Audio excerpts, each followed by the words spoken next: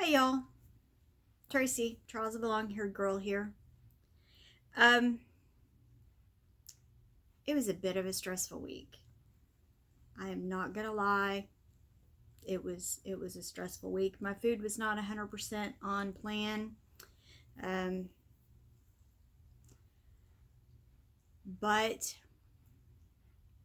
I was determined that no matter what it said on the scale this morning, that I was gonna go, I was gonna face it, and I was going to just move on. Make sure that I planned ahead. Um, and focused on trying to get to that 169 mark. Um, so last week, as you may recall, I was 172.2. This week, I am 171.4. So I lost just under a pound. And given how my week went, I am not going to complain about that. I'm just gonna, as they say, take it and run. This week, I kind of have a game plan in my head. This last week, honestly, it didn't really go quite the way I had planned, but you know, you can only do what you can do. Hello there, sweet baby. And you track it and move on, because sometimes there's just not much else you can do. Oh, I don't know if everybody has these in their area. I think it may be more of a southern, you know, southern area thing, but McAllister's has a really good veggie potato. It's called McAllister's Deli. It's kind of like a Jason's, but yeah, I decided that I would have. Yesterday we ordered, my bosses, get us lunch on Fridays, thankfully, and they asked for suggestions. My one request was that we not have fried fish, because we had fried fish on Thursday night. Yeah, I don't know if anybody else has had this situation arise, but when I eat deep fried foods now, I taste the grease for over 24 hours, and it's not, I don't like it. Which is probably not a bad thing, because it means that I'm eating less deep fried foods. So we use our air fryer a lot, and I think that for me, that's a better choice and a better option. So yeah. But yeah, some days, and I've seen some people post about it, when you have a bad day, when you have even a string of bad days, when you haven't made the best food plan, or stuck with the food plan that you had, sometimes you just have to track it and move on, because, every day's not going to be perfect. Every day, you have a choice to make. And some days you choose chocolate. It happens. Or the popcorn at the movie theater loaded with butter, because, sometimes that's just what you want. But when you satisfy that craving, at least something that I've found, when you satisfy that craving, you can move on. So the weekly this week, the recipe is a grilled cheese sandwich with pickles. Doesn't sound horrible, although I have to admit I don't really use, or have not used, Mexican blend cheese in my grilled cheese. And it has mustard on it, which I don't think I've ever done either. But yeah, there's the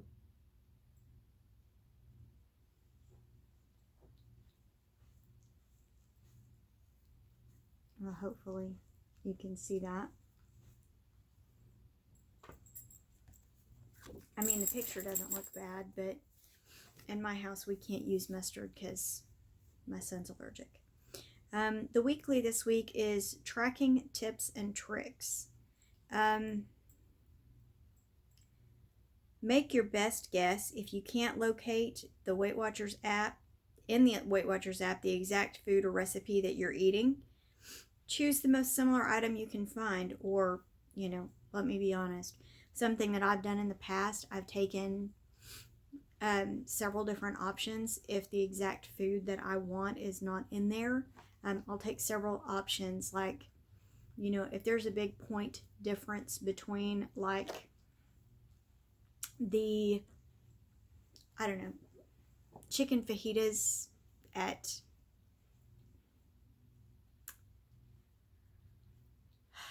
one Mexican restaurant versus another Mexican restaurant, or or even a big difference in the fish fillet, I'll kind of pick one. I'll pick a number in between, and I'll do a quick add.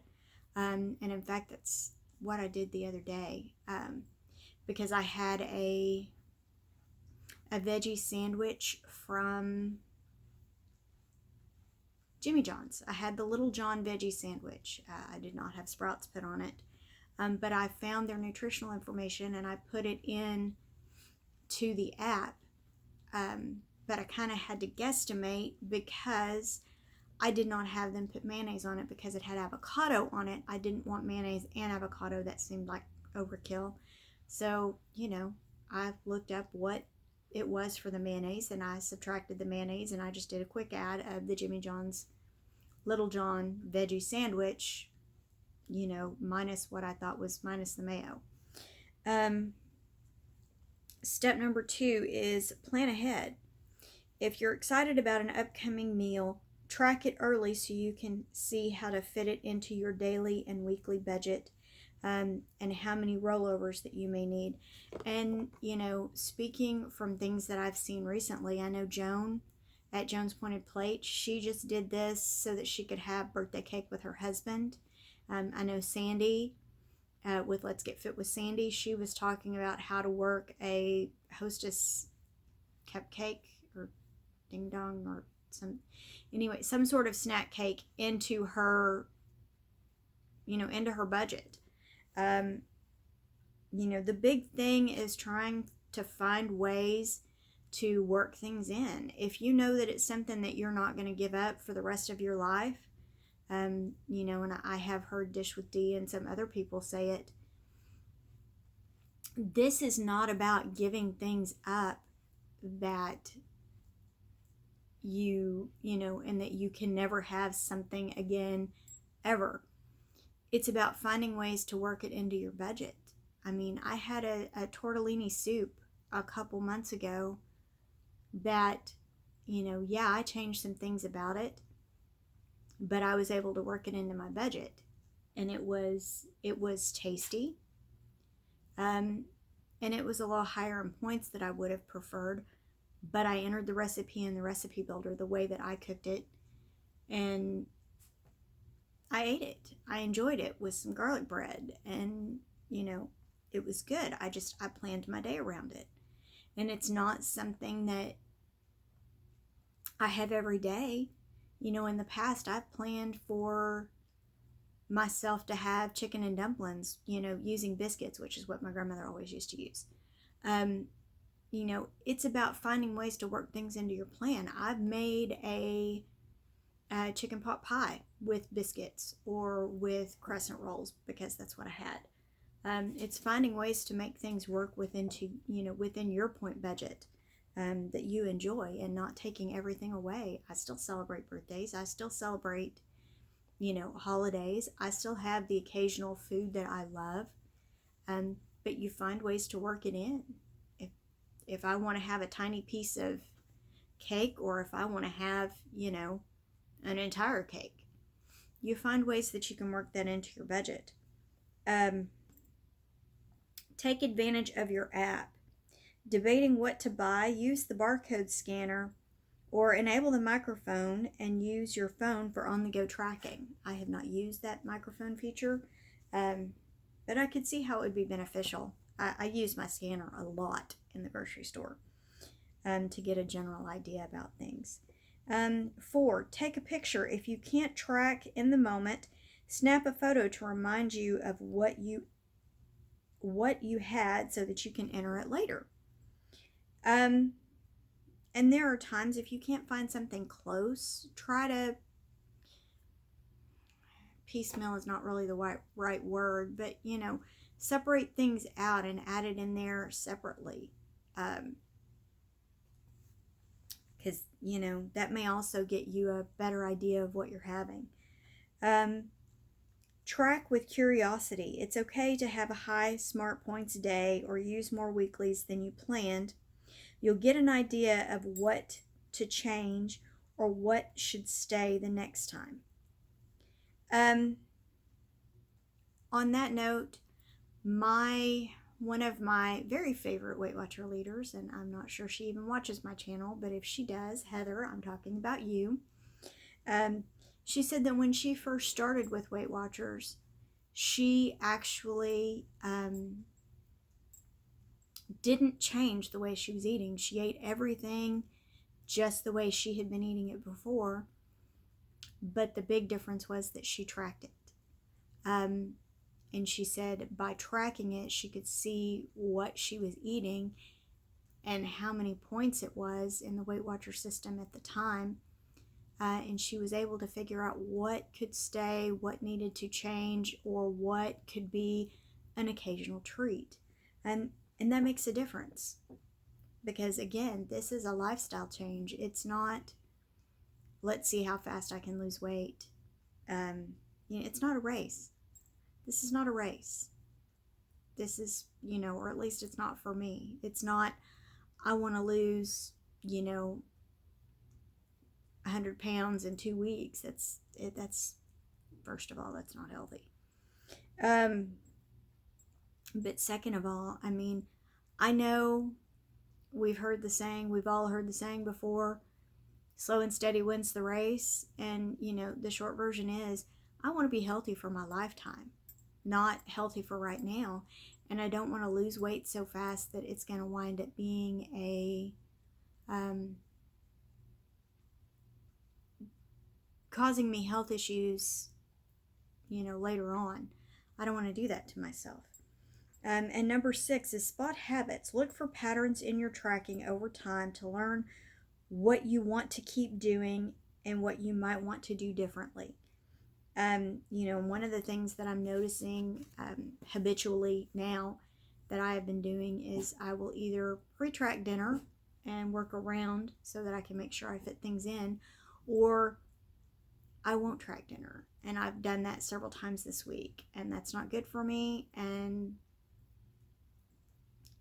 I know that that's something that I need to change. But this week was not my norm. I've been trying to do much better at my tracking. So, that's one of the things that I want to do this week. I want to make sure that I track, and I track, lunch, dinner, snacks, breakfast, the whole 9 yards. Because it's important for me to be able to look back and figure out what I did and what I maybe could change, what I could do better. Because this is all about me. I don't share all of my tracker with everybody every day. I'm trying to do better about sharing my food because honestly, it makes me more accountable. But we're all a work in progress, and some days it's not easy, and some days, we need to focus a little more because we have that freedom that we can focus a little more. So, this week, I'm coming up with a game plan. I'm going to do what I can to make sure that I am prepared for the week, no matter what comes, and just move forward, keep on rolling. So anyway, this is going longer than I anticipated. But I hope everybody has a wonderful day. Have a wonderful week. I will see you actually tomorrow morning. There will be a bunch of videos called the drawing a blank. Basically, it is a collaboration of about 15 people, I believe, 15 or 16. And we are all making dips or desserts or snacks that you can have during the Super Bowl that are point friendly. And then otherwise, I will be back on Monday, for sure Monday, for my Meal Planning Monday. I hope everybody has a great week.